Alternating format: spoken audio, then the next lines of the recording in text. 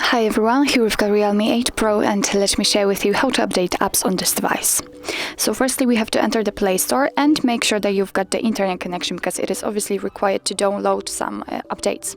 So here from this step we can tap on this three bars icon in the left upper corner, which as you can see immediately disappeared because this section which we're looking for has been transferred to this circle. So let's tap on the circle and here we've got my apps and games, so let's tap on it.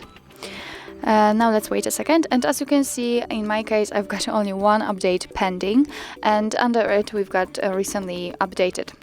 But let me focus on this one. So if you will have plenty of apps which you can update, you can tap on update all, this green button, and thanks to this your device will download all the updates and apply them.